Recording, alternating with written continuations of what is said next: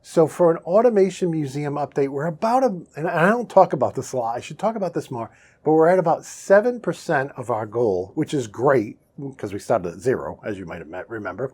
And so I just want to thank some of these people you may recognize from over on LinkedIn. Larry, I want to thank Larry for his donation, Ryan for his donation, Lassie and Brandon, thank you all for supporting it. I'm at the bottom of the list too. I was the first because I launched it. I supported it first. I also donated the automationmuseum.org, which takes you here, and the automationmuseum.com as well to the site. That was about $35 to get those two set up. And what this is, what the fundraising goal is, the tier 1, the $3,000. This is just to get the nonprofit set up and the website set up. So I'm not going to build the website. I spent all my time building the automation school and blog and managing that. I would like someday I'm going to outsource that as well. But I just want somebody to build a basic website we can build on, and we need that. I think it's a 501(c)(3), so we can accept donations and actually make them nonprofit, so they are tax deductible, right? So in any case, I wanted to share that with you. So 7% of our goal, that's great. And last time when I was talking about the Automation Museum, I was talking about the PLC 5. So today, and thanks for Ryan, who is our top donor so far, he mentioned something called the 1750 PMC from Rockwell Automation. Now, if you don't know, that's one of Rockwell's earliest PLCs they have ever made. I don't know much about it. Matter of fact, I didn't get in this industry until 1990. So the old stuff then were PLC 2s, PLC 3s, 1333s, 1335s. That was kind of like the legacy stuff. And the new stuff was the PLC 5 and the SLC 500 just coming out at that time. And a few years later, the Micrologic. So in any case, that's kind of when I started. So I didn't get to work on any of the original early 70s stuff, right? So I was just a baby in the early 70s, or a toddler. But in any case, let me bring you back to here and let's take a look. Now, the first official PLC, I wrote a nice article about, well, I shouldn't say I wrote a nice article. I wrote an article about this over at the Automation blog. You determine if it's nice or not. But in any case, I had the opportunity in my previous role of 25 years being a certified automation specialist for a Rockwell distributor.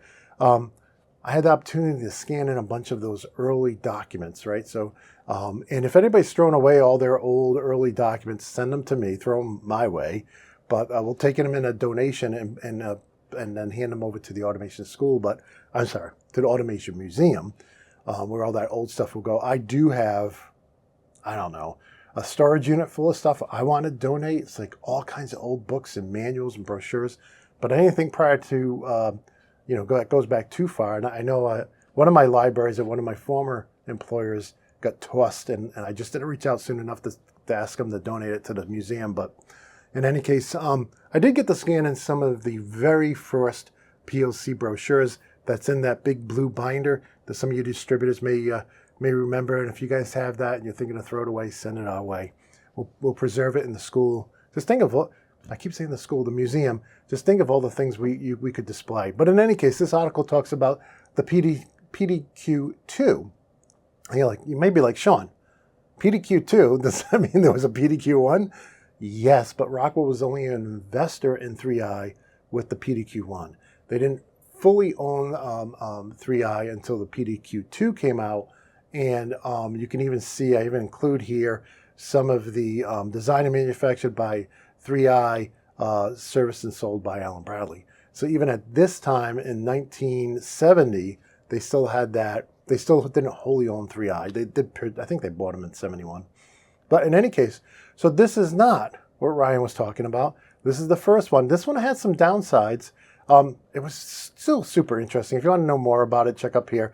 But this was the first Allen Bradley product that used an XIC and an XIO. And some people say, well, Rockwell should use the standard, the IEEE, IEC 61131-3 standard. And it's like, why? The standard came out so far later than their PLCs. Why not keep it the same for their customers? So you can go either way on that. But in any case, But in thanks to Ryan for his large donation towards the Automation Museum, I wanted to pull up some of those old brochures and kind of show you what the 1750 PMC was. I believe this was the direct next release after the PDQ-2. Okay, and you can see actually the program, it looks almost identical. Maybe it is identical. But you can kind of get a good look at it there. There's no middle ground with this zoom. Let me lean over here and see if I can zoom out for a minute. Okay, so you can kind of get an idea of what it looks like here. And this, I would love to have this in the Automation Museum. Actually find one of these, get it working, and maybe even have people come in and like do a tutorial on it, kind of go over the history on it. I just think this would be so much fun. And not just Allen Bradley, all the different vendors. But in any case, PMC stands for Programmable Matrix Controller, but right on the front of the unit it says Programmable Controller. So the matrix may have referred to the solid state memory that they were using for the first time. I don't know. I'm going to be honest with you. I did not read this complete thing cover to cover. I think it's 12 or 14 pages before this morning's show. But in any case, you can see some of this here. If you're interested, you can pause. I do not have an article on this. I'd love to do one though. But in any case, it's very, very similar to the PDQ-2 and really honestly the PLCs we have today, but it's just old. And let me show you a couple more screens here. And when I scanned these, I made sure I scanned them high, very, very high detail so that we could really zoom in on them. But in any case, so you can see the ladder program on the top right, and then you can see the instructions. This is how you would code it. Again, you weren't drawing it physically. You were typing it in, kind of like how you would type in if you were editing a RONG in RS Logix or Studio 5000, how you can go in there and type on it. That's how you would do it here. So you can see XIC, XIC, BRT, that's branch, right? And then XIC, XOE, right? That's asking, and so you couldn't do an XIC on an output, which is interesting, right? Because now we can examine an output state, but they had separate instructions. They had the XOE that examined if an output was energized. And then here, they're using a set, okay? So I wonder if you need a reset. The set command today, of course, you need a reset for it. Today, we call that latch and unlatch, right? And yeah, so this set, just reading that quickly, it looks like it's an OTE equivalent. So very interesting stuff there. And then we come over here. This is a kind of a picture of what it looks like.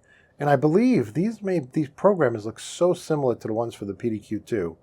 But you can see they're programming an EEPROM here and putting in the memory board.